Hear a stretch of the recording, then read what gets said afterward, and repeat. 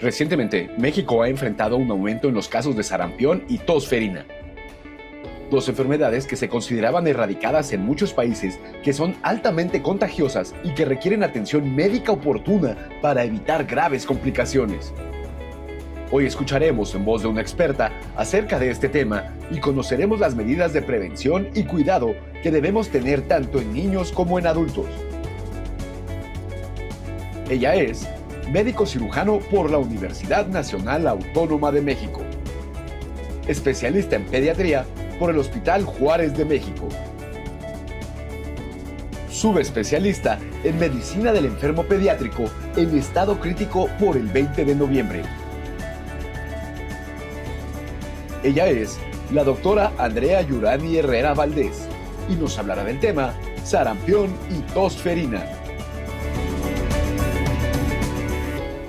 Al final de la plática, tenemos un espacio para preguntas moderado por el doctor Roberto Carlos Ramírez, subdirector de siniestros de Prevem Seguros, a quien agradecemos su presencia.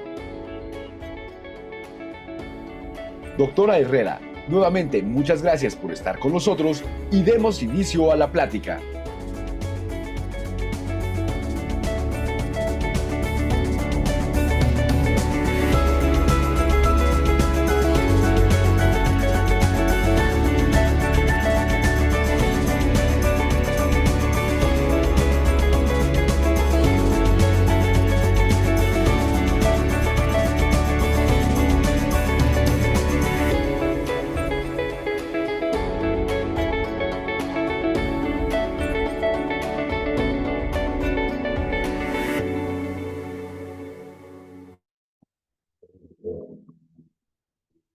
Buenas noches, Andrea Herrera, doctora Andrea Herrera, buenas noches, muchas gracias por acompañarnos en esta noche en el chat médico Prevem, con este tema tan interesante del sarampión y la tosferina. ¿Cómo estás, Andrea? Buenas noches.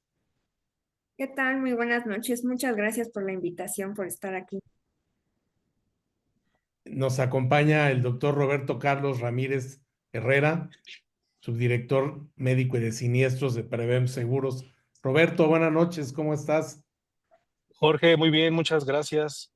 Gracias también a la doctora Herrera por acompañarnos el día de hoy en este buen tema y a la doctora Vélez también que está por ahí presente. Muchas gracias por acompañarnos y ayudarnos con esto. Adelante, Jorge. Pues muy bien, pues Andrea, pues yo creo que sin más preámbulo demos inicio a la plática.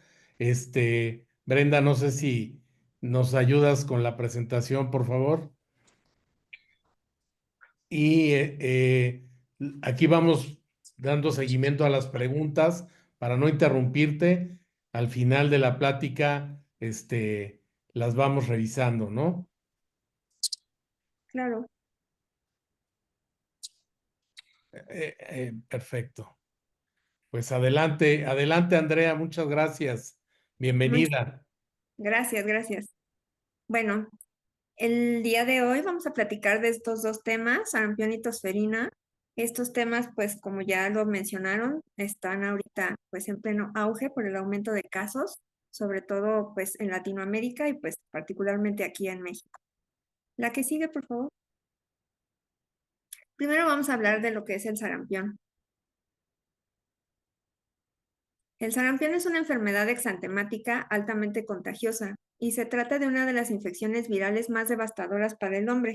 Es causante de millones de muertes a nivel global y esto sucedía hasta antes de la introducción de la inmunización. Hablamos de enfermedad exantemática o cualquier enfermedad que se presenta con un rash así en el cuerpo. Esta enfermedad puede presentarse en cualquier persona, pero es mucho más común en los niños. ¿La que sigue, por favor? El sarampión es causado por un virus, que es un virus ARN monocatenario del género Morbillivirus. Este es parte de la familia Paromyxiviridae y, bueno, esta es su composición.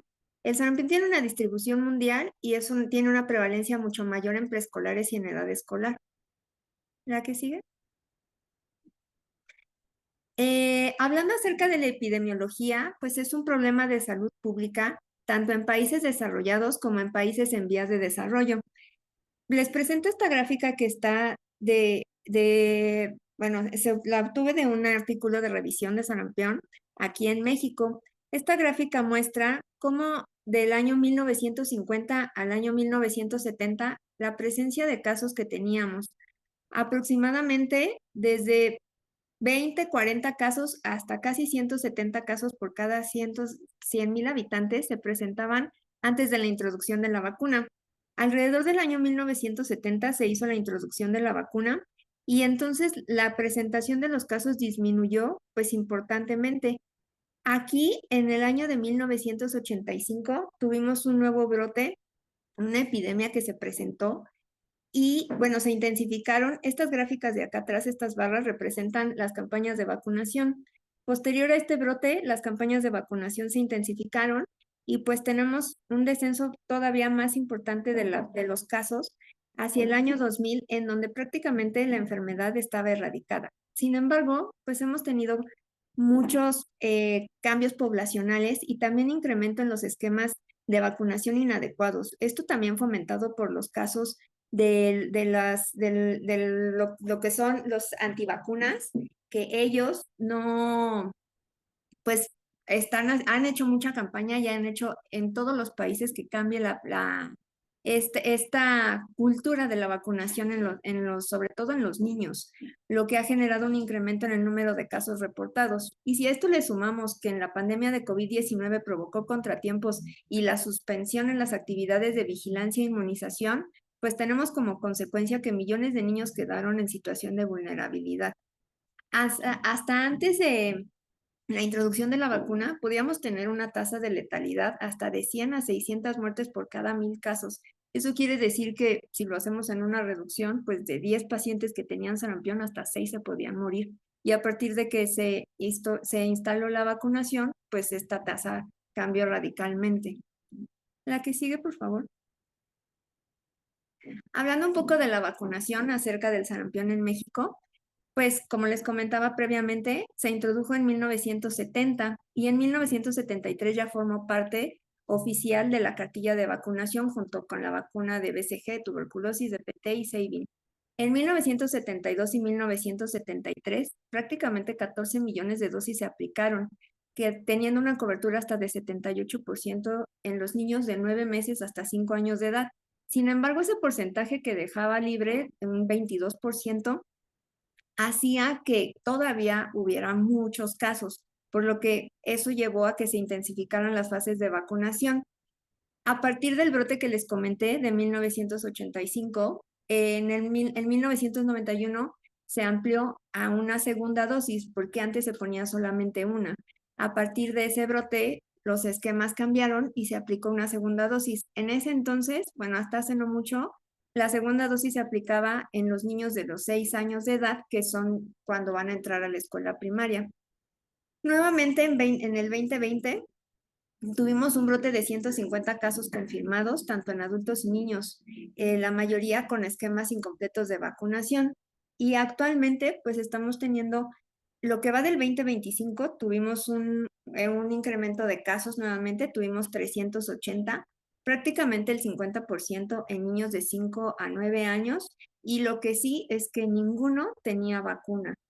El resto, pues en pacientes de otras edades, pero todos los pacientes están relacionados con la falta de la vacuna. La que sigue, por favor. Acerca de la epidemiología, pues este es un virus que se presenta, los únicos huéspedes naturales son los seres humanos. No hay estados latentes de la enfermedad o estados infecciosos persistentes que hagan que la enfermedad pues se siga contagiando. Tampoco los animales pues pueden ser reservorios, solamente los humanos. Es más común de zonas templadas al final del invierno y principios de la primavera. Y la forma de transmisión es a través de gotas y secreciones respiratorias. Hay pequeñas partículas que se exhalan y estas quedan suspendidas alrededor de más de 2 horas en el aire, lo que hace que sea una de las enfermedades pues más contagiosas.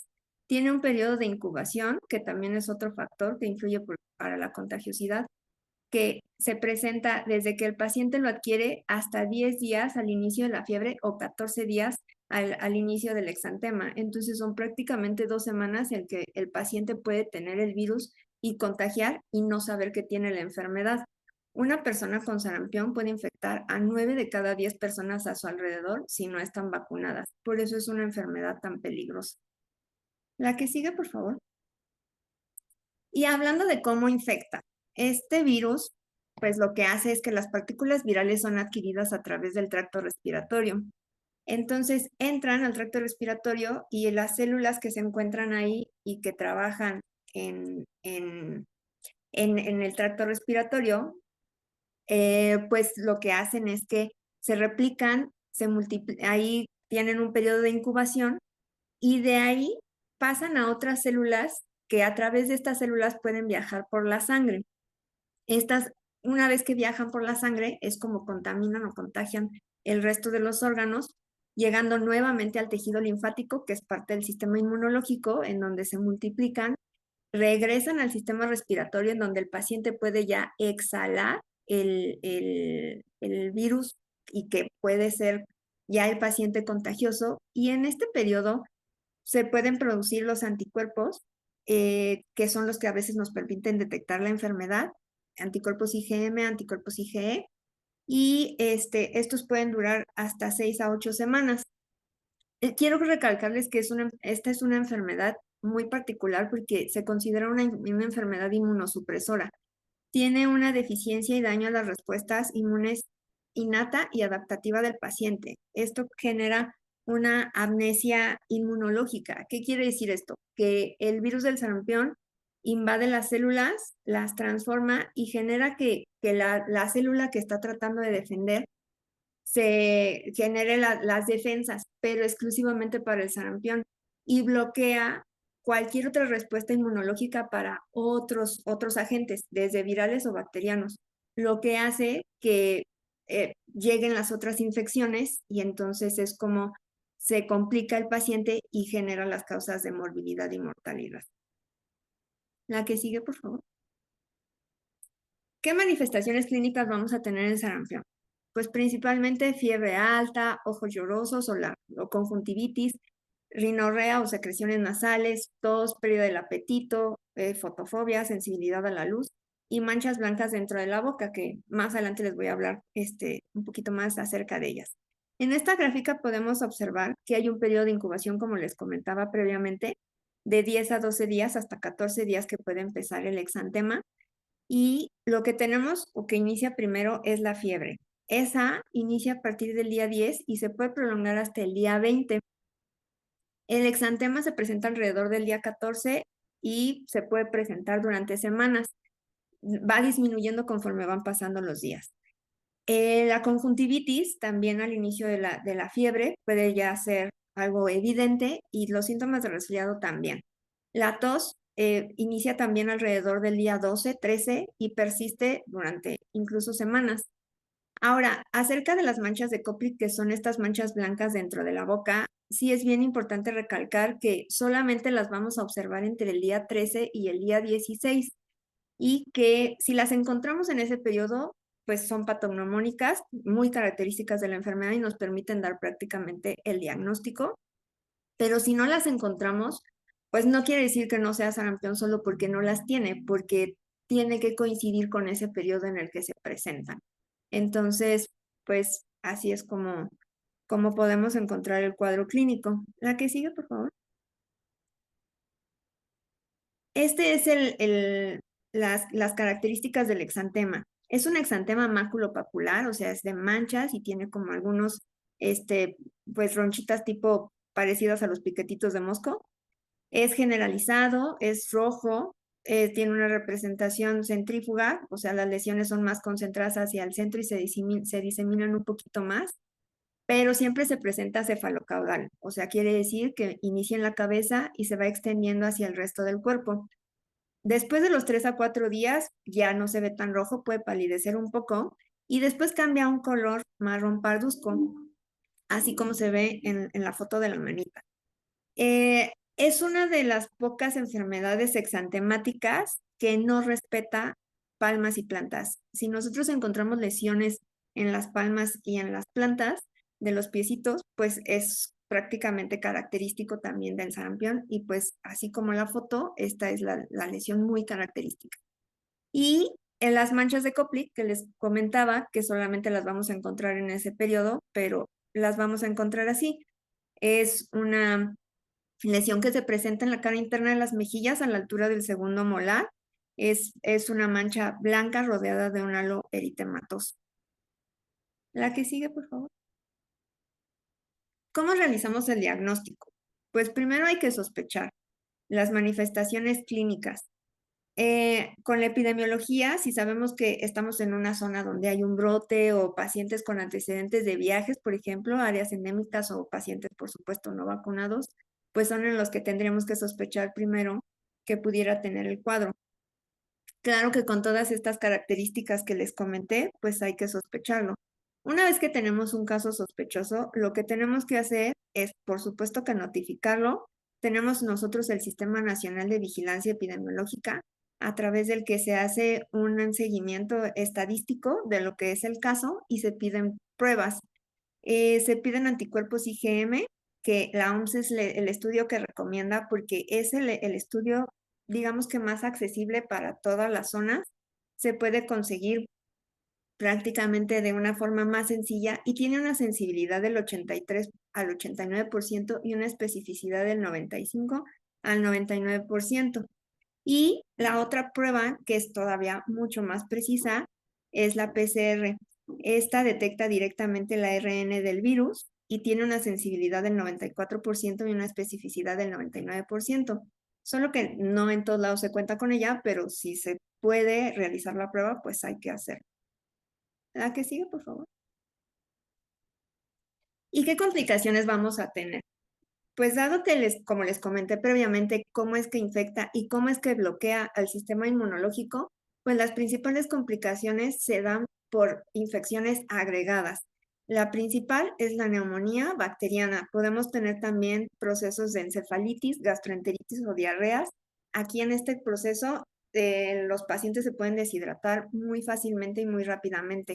También es muy frecuente encontrar otitis y laringotraqueitis y queratoconjuntivitis.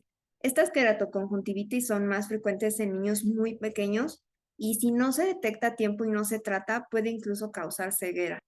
Aquí en esta tablita les presento cómo la frecuencia con la que se pueden encontrar estas complicaciones y pues como les comentaba, la más frecuente y la más, digamos, letal es la neumonía. La que sigue, por favor. ¿Y cómo vamos a tratar a los pacientes con sarampión? Pues no existe un medicamento antiviral específico para esto. Lo único que podemos hacer son las medidas de apoyo, el manejo de la fiebre y la hidratación. Y es muy importante los suplementos de vitamina A. La vitamina A lo que hace es que favorece la producción de sustancias que protegen el tejido para que no sea destruido, disminuye los radicales libres y mejora la función celular. Esta amnesia inmunológica de la que yo les hablaba, pues mejora con la vitamina A, por eso está indicada y es algo que se tiene que suplementar. En países en vías de desarrollo o de muy bajos recursos, pues las deficiencias nutricionales hacen que la vitamina A se encuentre en niveles muy pobres y no tener esta vitamina A que protege condiciona que el paciente sea más susceptible a complicaciones. También es importante que una vez que tenemos al paciente ya identificado, pues debemos de tratar todas las complicaciones. No vamos a entrar como que en detalle del manejo de cada complicación, pero sí es importante tener el seguimiento y que si vemos que va teniendo deterioro o requiere otras cosas, pues incluso el manejo intrahospitalario sí es necesario. Y pues también, ¿qué sucede alrededor? Pues la prevención de la propagación del virus. Hay que educar al paciente y todo el grupo familiar acerca de lo que es la vacunación y pues la contención de que no se siga diseminando. La que sigue, por favor. Y pues lo más importante de esta enfermedad es la prevención. La vacunación es segura, eficaz y de bajo costo. La OMS recomienda una dosis en países en donde se encuentra más frecuentemente esta enfermedad, alrededor de los 9 meses. En países en donde no es tan alta la incidencia de sarampión, podemos tener la primera dosis alrededor de los 12 y 15 meses. Aquí en México por cuestiones de la cartilla de vacunación y la estrategia, pues nosotros tenemos la primera dosis alrededor de los 12 meses, que en algunas ocasiones cuando se han detectado brotes, justamente en este periodo de los 9 a los 12 meses se pone un refuerzo para los niños que todavía no cumplen el año y que ya requieren una vacunación porque hay una situación de brote. Si no hay brote, pues la cuestión normal sería que se pone la primera dosis al año. Anteriormente la segunda dosis, como les comenté, se ponía a los 6 años cuando el niño entraba a la primaria, pero la recomendación actual a partir del 2022 es que la segunda dosis se ponga alrededor de los 15 y 18 meses de edad. Aquí en México se pone a los 18 meses, al año y medio, junto con la vacuna hexavalente. Con una dosis tenemos un 95% de inmunidad, pero con 2 dosis tenemos el 99% de inmunidad. La vacuna contra el sarampión se administra desde hace 60 años y cuesta menos de $1 por niño. La vacuna solita. A nosotros nos ponen la vacuna triple viral que está asociada con otros 2 elementos, lo que incrementa un poco el costo. Sin embargo, no deja de ser una vacuna de fácil acceso y que pues se cuenta prácticamente con ella todo el tiempo. Entonces, lo más importante para esta enfermedad pues es la vacunación. ¿La que sigue? Bueno, ahora vamos a hablar acerca de lo que es tosferina. ¿La que sigue? La tosferina es una infección por Bordetella pertussis. Esta es una bacteria que es altamente transmisible en niños y adultos. Tiene una alta mortalidad y se presenta mucho más en recién nacidos y lactantes. Es considerada un problema de salud público, a pesar de ser también una enfermedad que se puede prevenir a través de la vacunación. Entonces, se observa con mayor frecuencia en los niños menores de 2 años, pero tiene un periodo de edad en donde se presenta más en los lactantes mayores de 3. Entre más chico es el niño, es peor el pronóstico. ¿La que sigue? La Bordetella pertussis es un cocobacilo gram negativo, es aerobio y es capsulado. Es un microorganismo de crecimiento lento y afecta a todos los grupos de edad. Pero como les comentaba, los lactantes menores de 6 meses es el grupo más vulnerable y tiene las mayores tasas de complicación y mortalidad. ¿La que sigue? Hablando epidemiológicamente de la enfermedad, causa 17 millones de casos y 180,000 fallecimientos anuales, sobre todo en los niños en países en vías de desarrollo. Se presenta, aquí les presento una grafiquita en donde esta es de la OMS, en donde los casos de tosferina desde 1980 hasta el 2021, cómo se han ido presentando. Teníamos una incidencia bastante alta en toda Latinoamérica y fue descendiendo justo con la aplicación de la vacuna. Sin embargo, de pronto, los casos en 2019 y 2021 de pronto disminuyeron importantemente. Entonces, estas gráficas o los estudios con los que se cuenta epidemiológicamente dicen que en realidad es una enfermedad subdiagnosticada, o sea, no tenemos el reporte epidemiológico de lo real. Estiman que de acuerdo a lo que nosotros estamos viendo aquí en estos casos, podríamos tener hasta 7 veces más de lo que realmente está reportado. Y aquí en estos últimos 3 años el descenso importante, pues más bien es que no se reportaron los casos como se debían. Esto también asociado con la falta de vigilancia epidemiológica después de la pandemia. Y pues aparte, también con los grupos antivacunas y con este proceso de la falta de información acerca de la vacunación, pues también hemos tenido la persistencia de los casos. Entonces, esta se presenta con ciclos epidémicos cada 2 a 5 años y los lactantes son los más afectados y tiene una mortalidad hasta de más del 4% en estos niños, por lo que es muy importante hacer una sospecha y sobre todo pues tener esta cultura de la vacunación. ¿La que sigue? ¿Qué factores tenemos relacionados con los cambios en esta Bordetella pertussis o en la tosferina? Pues como les comentaba, se subdiagnostica el diagnóstico y tratamiento que son inoportunos. Aparte, hay un uso limitado de la profilaxis posterior a la exposición. Si no se detecta, pues ¿cómo le van a mandar llamamos profilaxis a como un tratamiento preventivo para evitar que se siga multiplicando el contagio, pero si ni siquiera se detectó y pasó inadvertido, ¿cómo podríamos llegar a ese punto? Aparte, también es importante que los pacientes y la gente sepa que hay una caída de la inmunidad adquirida a través de la vacuna. Esta no es como la vacuna del sarampión, que se vacuna y genera un 99% de inmunidad y ya no se tienen que volver a vacunar en su vida. Esta no. A partir de los 6 años, entre 6 y 8 años después de que se vacunó, este potencial de la vacuna empieza a disminuir y llega a un punto en el que la protección es muy poca. Por eso se recomiendan los refuerzos. Pero pues no todos tienen ese conocimiento, lo que hace que haya un sector no vacunado. Ese sector pues son los adolescentes y adultos jóvenes, que son los más susceptibles. Y pues no hemos tenido todavía una estrategia verdaderamente efectiva para mejorar estas campañas de vacunación. Todos estos factores han hecho que haya un resurgimiento en la infección. ¿La que sigue? Y epidemiológicamente hablando, ¿cómo se presenta esta bacteria? El huésped son los humanos, sobre todo adolescentes y adultos, son reservorios, pero la infección es para los lactantes. Es endémica de todos los países. ¿Qué es endémico? Que se encuentra en absolutamente todos los países. No es como solamente de algunos lugares, se puede presentar en todos lados y no presenta predominio estacional. Se transmite de persona a persona mediante gotas respiratorias que se producen al toser o estornudar, o también por el contacto directo con las secreciones respiratorias en personas con el estado contagioso. Tiene un periodo de incubación de 4 a 121 días. El periodo de incubación también hace que sea un fenómeno, pues, que permite la propagación de la bacteria durante más tiempo. Y el inicio de los síntomas se puede presentar hasta 7 o 10 días después de la exposición, bueno, los lactantes un poquito antes, pero pues el paciente puede tener la enfermedad y no saberlo y estar contagiando. ¿La que sigue? Esta es una tablita en donde tenemos la capacidad de contagio de enfermedades infecciosas, así como les comenté del sarampión, que es una de las enfermedades consideradas más contagiosas.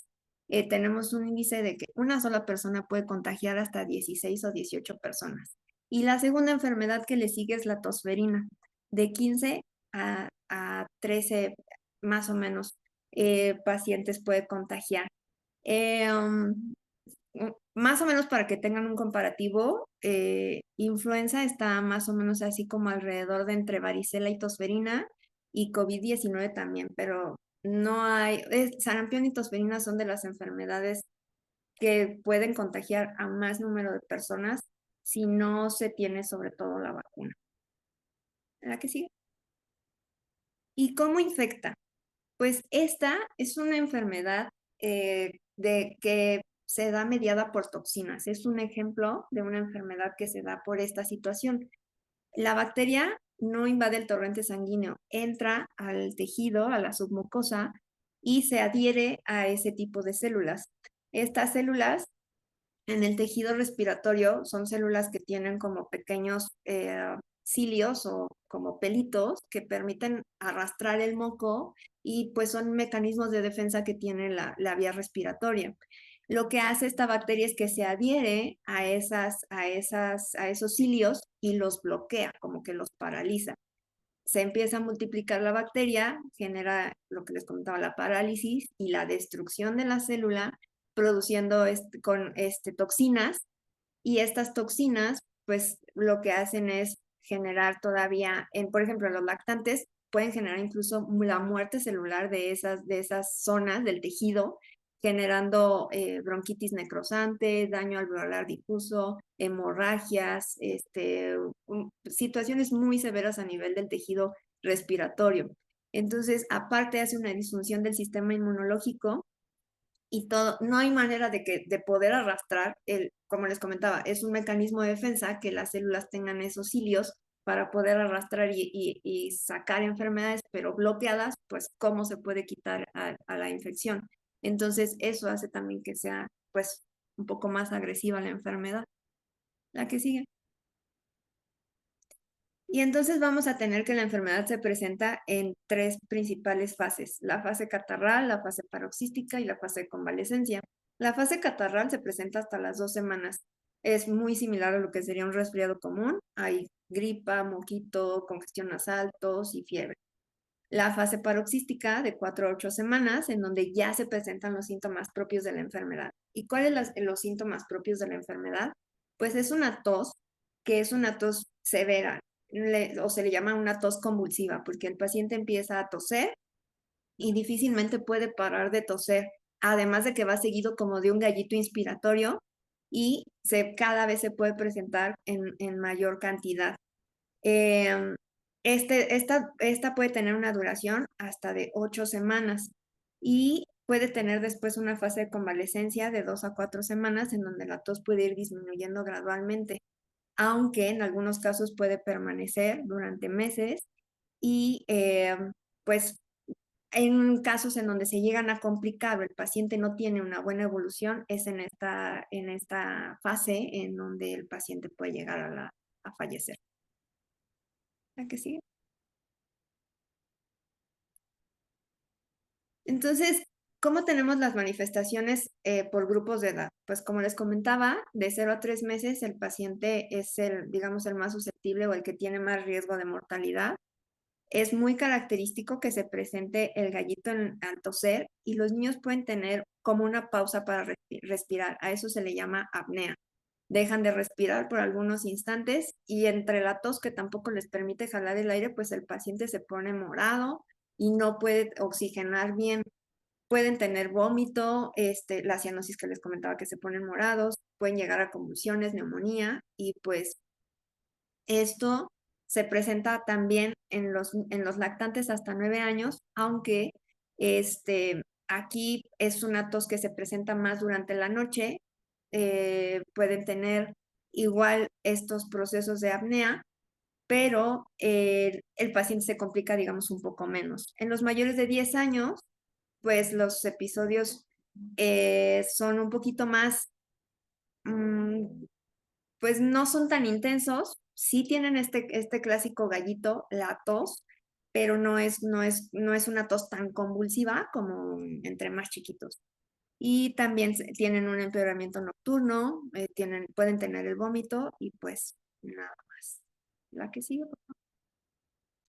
Vamos a poner aquí un audio porque la verdad es que muchos papás de pronto nos preguntan con esto del tema de la tosferina, que llegan de pronto a consulta y nos dicen, oiga, ¿no será que mi bebé o mi hijo tiene tosferina? Entonces, aquí les puse un audio porque la tos es muy característica. Entonces, pues vamos a ponerla.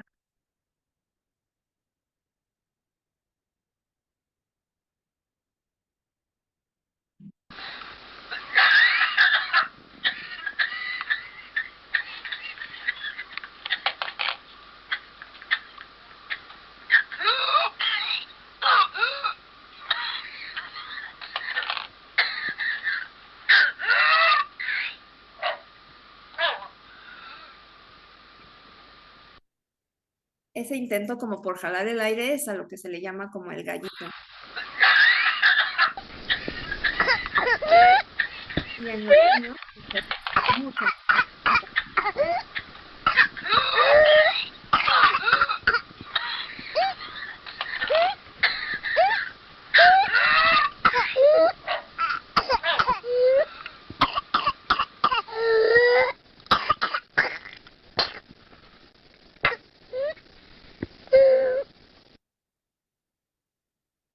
La que sigue, por favor. Entonces, ¿cómo vamos a hacer la sospecha de esta enfermedad? Pues, como ya les comenté, pues el grupo de edad es un factor importante. Justamente este tipo de tos, la tos convulsiva y que se presente ese gallito, y pues junto con las otras manifestaciones de las que ya hablamos. Epidemiológicamente, pues lo mismo que el sarampión, si hay brotes o si es un paciente que estuvo en contacto con alguien, viajó o no cuenta con la vacuna, pues por supuesto que es un paciente con más riesgo. ¿Y cómo vamos a hacer? Tenemos un caso sospechoso. Aquí lo que tenemos que hacer es si lo tenemos dentro de las 2 primeras semanas, podemos solicitar un cultivo. Es una de las formas en las que podemos llegar al diagnóstico. Aunque el cultivo, pues tarda el crecimiento de la bacteria en identificarse. Entonces, eso a veces nos puede retrasar también un poquito el diagnóstico. La prueba nosotros le llamamos el gold estándar o lo que nosotros usamos de elección es la prueba PCR, ya que detecta los anticuerpos específicos y es una prueba que pues tiene una sensibilidad de 90 al 97% y específica hasta el 98%. Esta es una prueba que sí se puede encontrar fácilmente. Y también los anticuerpos específicos para la enfermedad. Cuando tenemos el diagnóstico, tenemos primero el caso sospechoso y una vez que lo podemos confirmar a través de esto, se convierte en un caso confirmado. ¿La que sigue? ¿Y qué hacemos con estos pacientes? Pues como les comentaba, de acuerdo a la edad, pues hay que considerar, si es menor de 6 meses, normalmente a estos pacientes con alto riesgo de complicaciones, pues podemos manejarlos incluso intrahospitalariamente.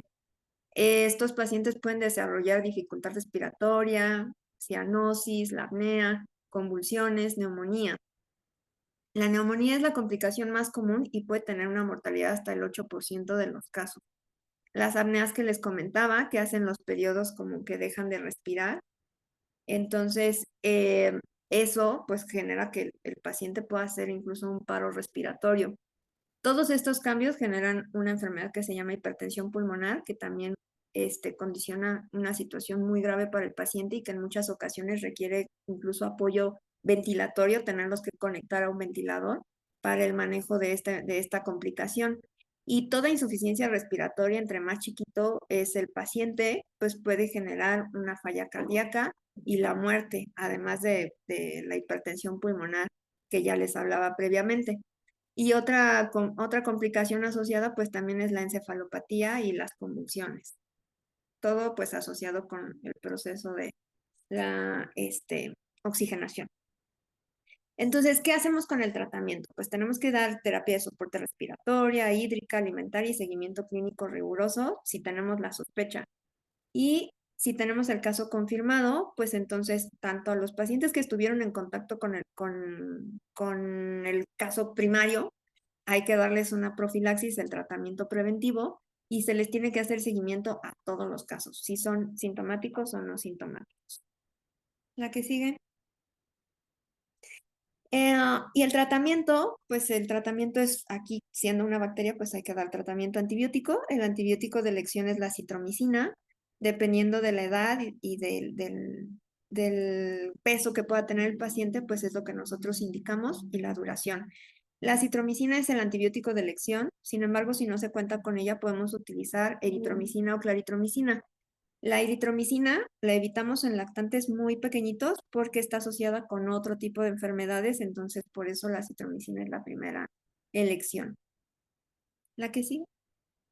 Y pues hablando nuevamente, lo más importante para controlar estas enfermedades es la vacunación.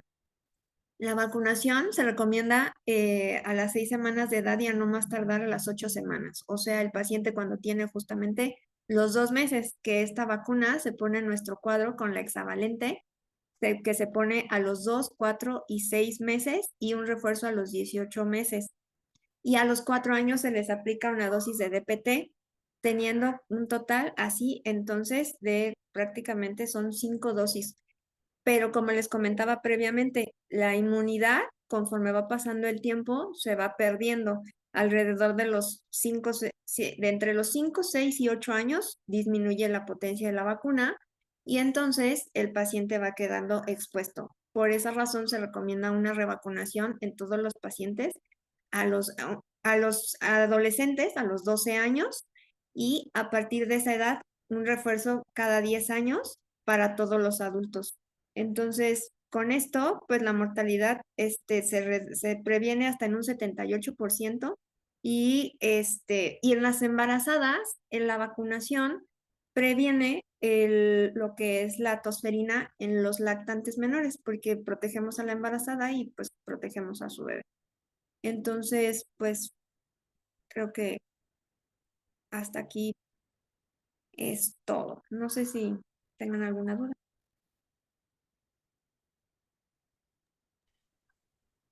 Andrea, muchas gracias. Qué interesante la información.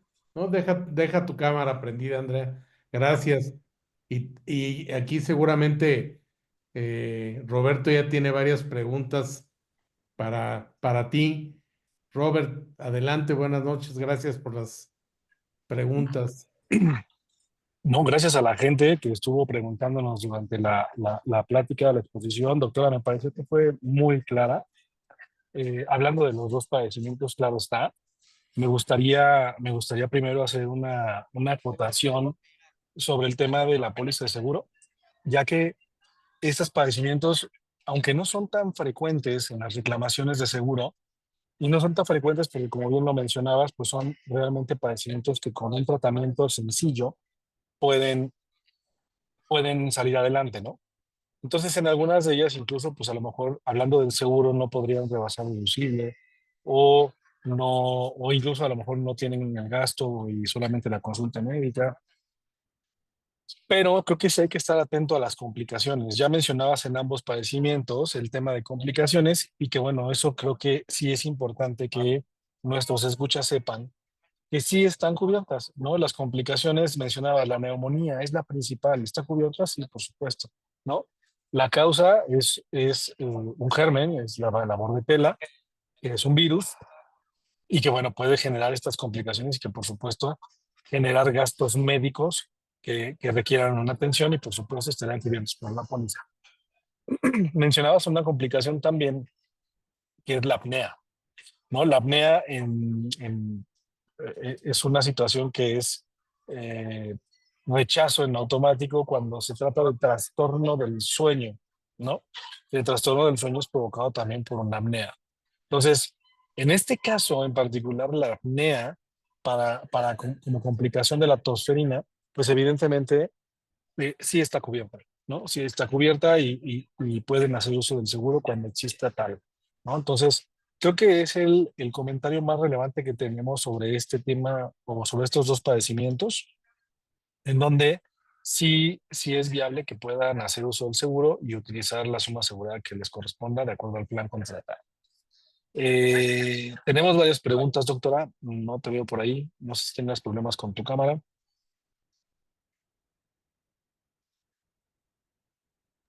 ¿Por qué no intentas prender tu micrófono, doctor, aunque no prenda tu cámara, para que te podamos escuchar? Tú me dices cuando ya estemos.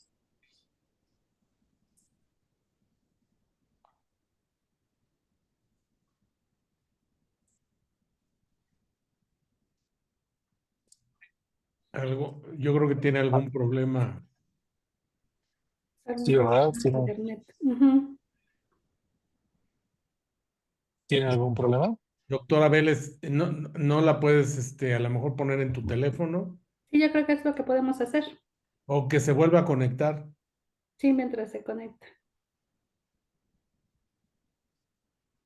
Ya la tengo en mi teléfono. Listo. Bien, no sé, a ver, podemos hacer a lo mejor una prueba de audio ahí. Doctora, ¿me escuchas? Otra vez. ¿Ustedes me escuchan? Sí, te escuchamos muy bien. Trataremos de que no se vicie mucho el sonido, porque como están abiertos los dos micros, tanto del celular como de la cámara de la doctora Vélez, se puede viciar ahí un A poco. ver, ¿por qué no intentas, Andrea? Desconéctate y vuélvete a conectar. Ahí estás ya. Nada más ahora prende tu micrófono. Ahí estás ya. Listo. Buenísimo. Ay, qué bueno. Gracias. Gracias. Gracias, Andrea. Bueno, pues empezando un poco con las preguntas que nos hacen. eh, la primera sería, en pacientes vacunados, ¿cuál es la probabilidad que se pueda presentar el sarampión? El sarampión, pues hasta menos del 5%. O sea, realmente la inmunidad que se alcanza con la vacuna es muy alta. Entonces, el objetivo es que cuenten con las dos dosis, porque si tienen solo una dosis, ese 5 o 10% que queda descubierto es lo que los expone.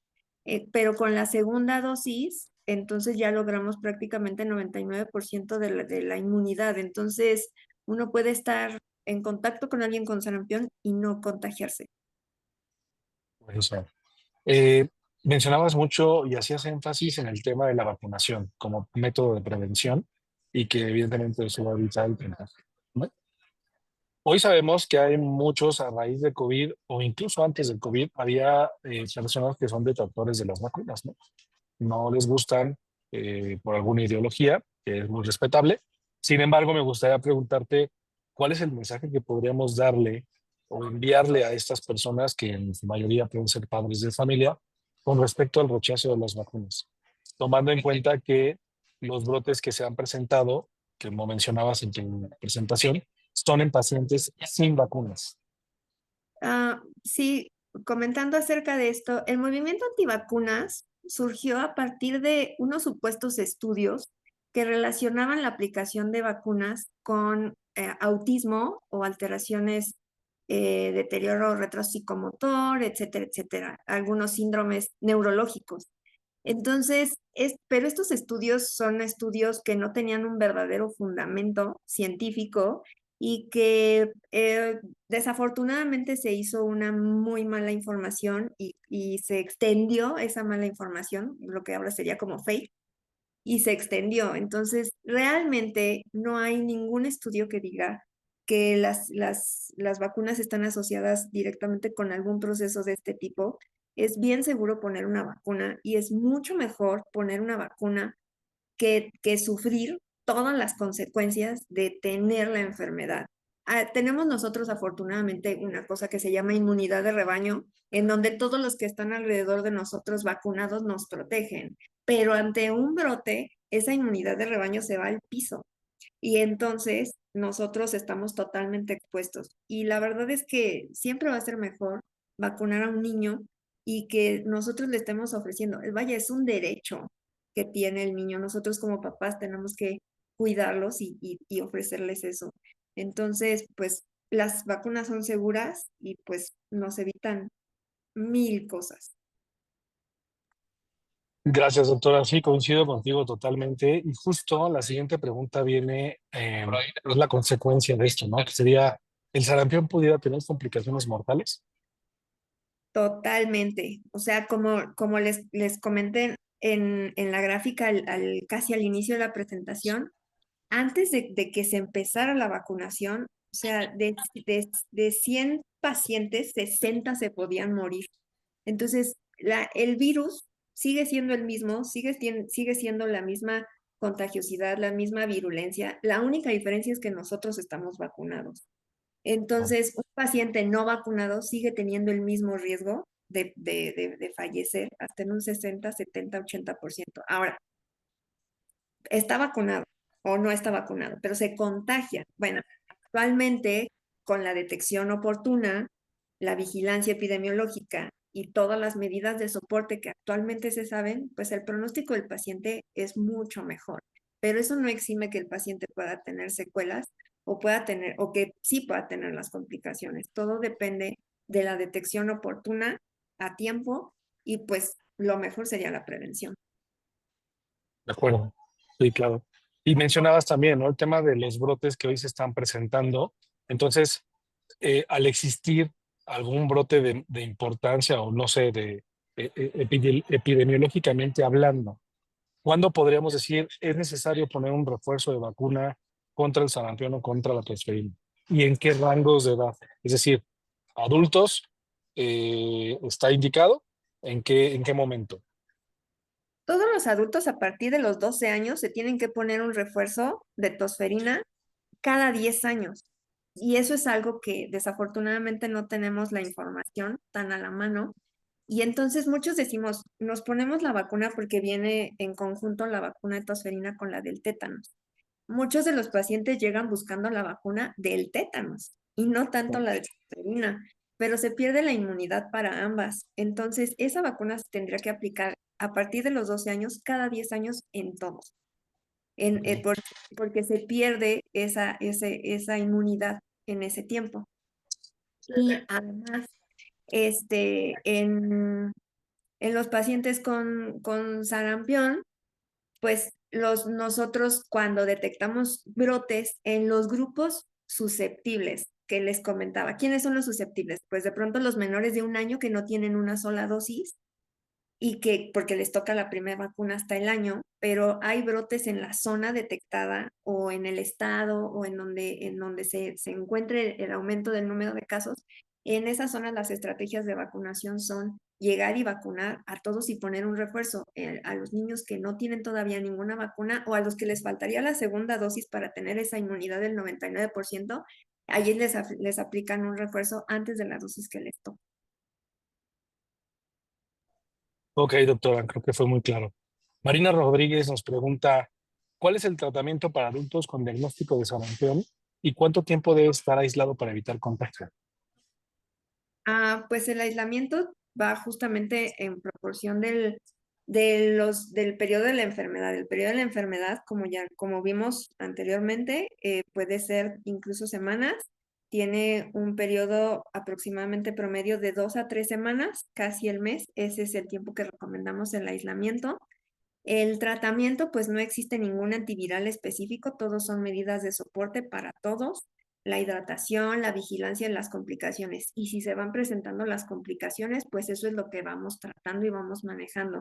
Pero regularmente un paciente que se detecta y tiene el diagnóstico es un paciente que tiene la vigilancia cercana y no se deja. O sea, es un paciente que está el personal médico ahí todo el tiempo dando, de acuerdo a la evolución del paciente, pues el manejo dinámico sí es necesario. Ok, doctora. Muchas gracias. Bueno, además, primero saludo a Carla Pecero, que siempre nos acompaña en estos chats y que para ella son de mucha utilidad. Nos pregunta, en adultos, si existe la duda de que tenemos el esquema de vacunación completo, ¿podemos vacunarnos? ¿Dónde acudimos? Sí, pues prácticamente la vacunación en México es un sistema de vacunación universal. Las vacunas no cuestan, pueden acudir a cualquier centro de salud y aunque sean derechohabientes de alguna u otra institución, no tienen nada que ver, pueden acudir a la que les quede más cercana y buscar la vacuna.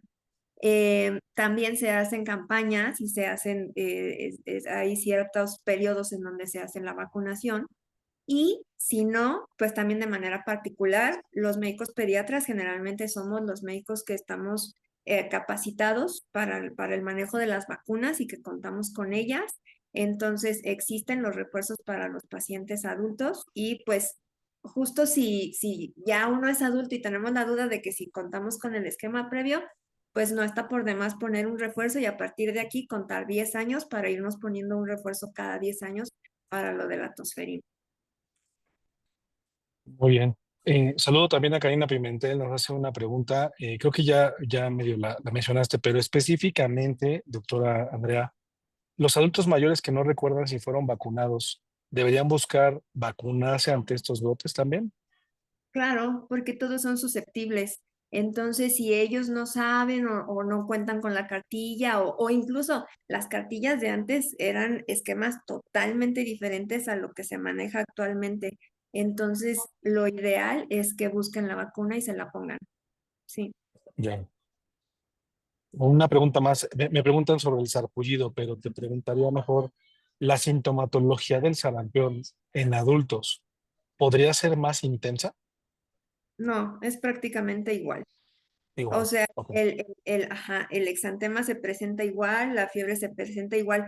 Aquí, claro que si el paciente es diabético, es hipertenso, o sea, tiene ya otro tipo de comorbilidades, pues eso pudiera condicionar para otro tipo de complicaciones. Pero en general el virus se comporta pues con esa misma intensidad y con esa misma forma de infectar y de generar todo ese daño y de viajar así en la sangre y generar pues todo lo que hace ese virus. Muy bien. Estamos más o menos por terminar, doctora. Dos preguntas más. La primera es, ¿el sarampión es como el virus de boca, mano y pie?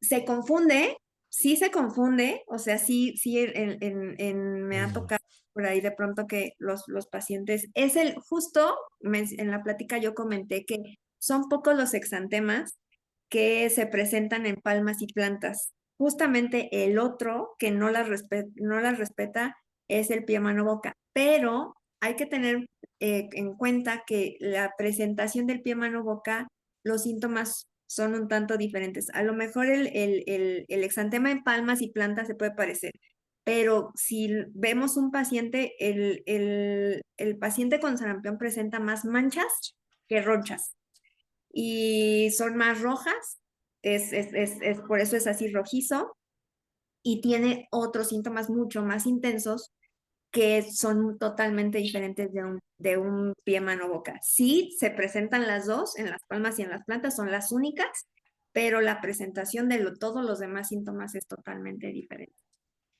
Cuando dices manchas, te refieres a las manchas dérmicas, no a las Koplik, No, a las dérmicas, sí, a las exactamente. Porque las dérmicas. Koplik, ajá, las manchas de Koplik, si las encontramos, no hay duda. O sea, eso es Es sarampión, sarampión. sí, porque es. Pero las manchas de la piel es la presentación de lo que es el exantema por un virus Coxsackie, que es el pie, mano, boca, es diferente al exantema que es maculopapular, que es mancha, más mancha en el sarampión que en otras enfermedades. Buenísimo. Y ya por terminar, doctora, para dejarte ir. ¿La prueba PCR es la misma que la de COVID y influenza?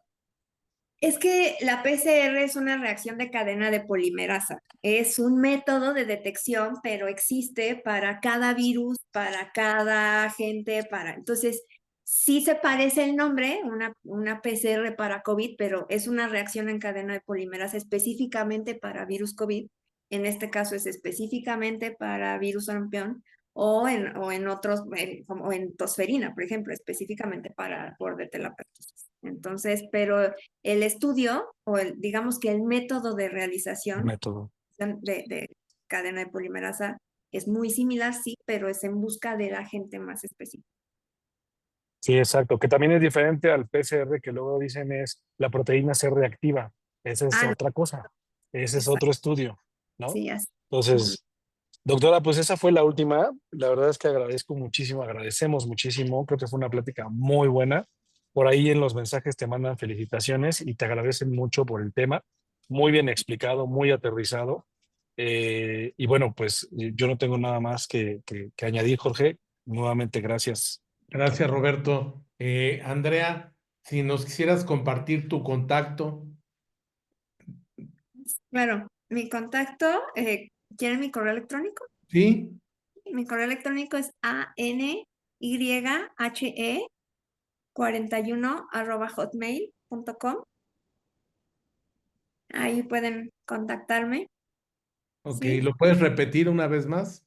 anyhe41@hotmail.com.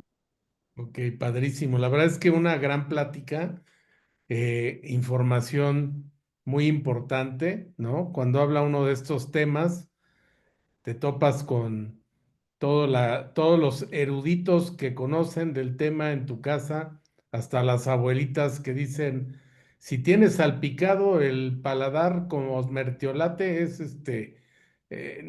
no sé, cosas, ¿no? Ya sabes que las abuelitas te dicen, es esto, es lo otro, ¿no? Pero yo creo que la verdad es que sí, son dos padecimientos que debemos respetar y tomar con mayor seriedad, ¿no? Más allá de lo que teníamos aprendido en casa, ¿no? De que eran sencillos y que pasaban. Yo creo que sí hay que tener cuidado con ellos y es muy importante la información que hoy nos hiciste favor de compartir para que tratemos de aportar a las personas que hoy nos acompañaron esta información para el cuidado de su salud. Muchas gracias, Andrea. Muchas Muchas gracias. gracias, Roberto. Vale. Y nos vemos en la próxima. Perdón, Brenda, muchas gracias. Brenda, muchas gracias. Brenda Vélez, que nos ayudó a coordinar a la doctora Andrea Herrera. Muchas gracias a las dos. Recordarles nada más, ¿no, Jorge? Último miércoles de cada mes, 8 de la noche, sin falta. Aquí nos vemos con un nuevo tema médico, asegurador, de lo que sea, lo vamos a estar presentando por acá. Gracias Muy a todos bien. los que nos acompañaron. Gracias, Roberto. Gracias, Brenda. Gracias, Andrea. Buenas noches.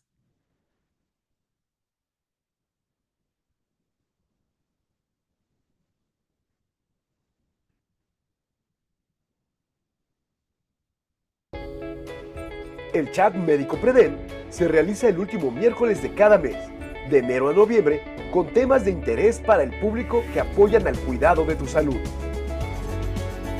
Síguenos en redes sociales y te esperamos en la próxima edición del Chat Médico Prevén.